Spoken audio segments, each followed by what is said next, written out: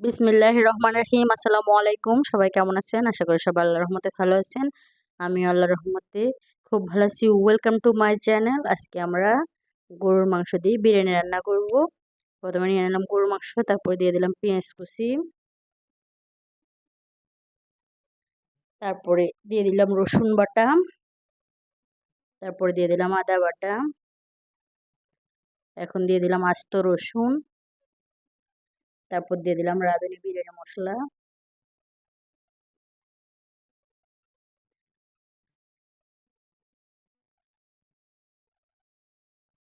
সবগুলো দিয়ে এখন দিয়ে দিলাম লবণ,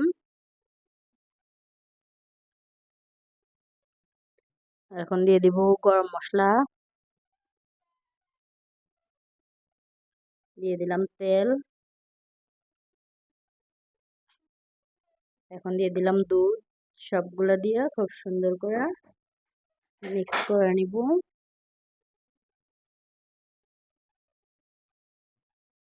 খুব সুন্দর করে মিক্স করে নিলাম।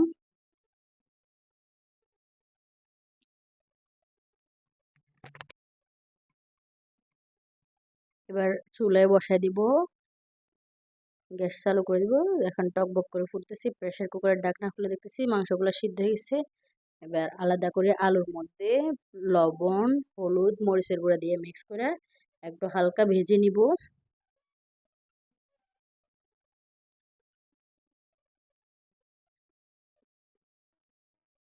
মাংসগুলো ঝোলগুলো টানানোর জন্য ঢাকনা খুলে সিদ্ধ হবে এবং ঝোলগুলো টানবে। আলুগুলা ভাজি করে নিলাম খুব সুন্দর করে।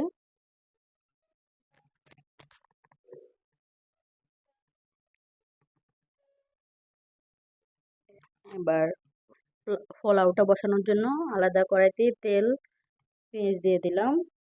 পেঁয়াজটা একটু ভাজা ভাজা হয়ে আসলে দিয়ে দিব গরম মশলা, দারচিনি দিয়ে দিলাম, এলাচ লবঙ্গ দিয়ে দিলাম। সবগুলো দিয়ে নাড়াচাড়া করে দিয়ে দিলাম রসুন বাটা,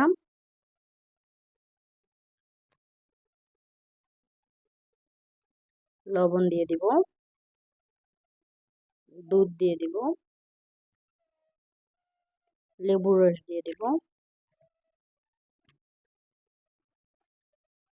পানি দিয়ে দিব পরিমাণ মতো। যতটা চাউল নেবেন তার ডাবল পানি দিতে হবে, বেশি দেওয়া যাবে না। চাউলটা অবশ্যই মেপে নেবেন, ডাবল পানি দিবেন।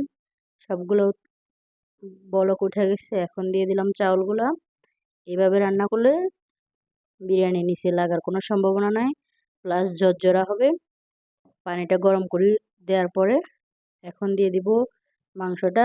চাউলটা আরো হয়ে আসলে মাংস দেওয়া যায়। মাংসটা আগে দিলে মিক্সটা ভালো হয়, খাইতে একটু বেশি ভালো লাগে আমার কাছে। আপনাদের কাছে যেরকম ভালো লাগে ওরকম করতে পারেন।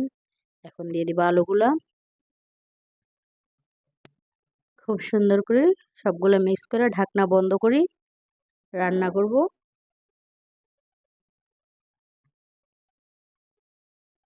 চাউলটা সিদ্ধ হওয়া পর্যন্ত অপেক্ষা করব।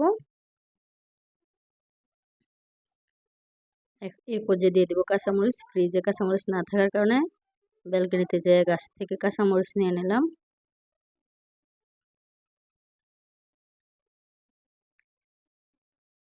কাঁচামরিচগুলো দিয়ে দিলাম। আমাদের গাছের কাঁচামরিচ ছোট ছোট একটু। অনেকটা পানি শুকিয়ে আসছে, এখন জর্জরা হওয়া পর্যন্ত অপেক্ষা করব। এখন ঢাকনাটা সরাই রাখবো, ঢাকনা দিব না। ঢাকনা দিলে সেক্ষেত্রে আঠালো আঠালো থাকবে। ঢাকনা সরাই বারবার উল্টে পাল্টা দেবো, নিচের গুলো উপরে উপরগুলো নিচে নিয়ে যাবো। আমাদের বিরিয়ানিটা প্রায় রেডি হয়ে গেছে।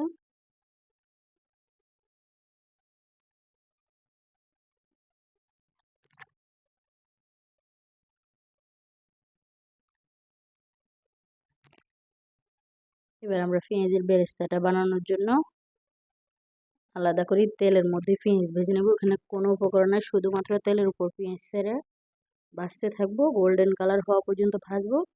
গোল্ডেন কালার হওয়ার সাথে সাথে উঠে নিতে হবে, বেশি অপেক্ষা করা যাবে না, সেক্ষেত্রে তিতা হয়ে যাবে। আমাদের পেঁয়াজের বেরেস্তা রেডি হয়ে গেছে। বেরেস্তাগুলো উঠে নিলাম। দেখেন খুব সুন্দর। এখন বিরিয়ানির উপর সুন্দর করে বেরেস্তাগুলো ছিটিয়ে দিব। যদি ভালো লাগে আমাদের চ্যানেলটা সাবস্ক্রাইব করবেন, লাইক কমেন্ট শেয়ার করবেন। যারা সাবস্ক্রাইব করছেন তাদেরকে অসংখ্য অসংখ্য ধন্যবাদ। সবাই ভালো থাকবেন। পরবর্তী ভিডিওর জন্য অপেক্ষায় থাকবেন। আসসালামু আলাইকুম।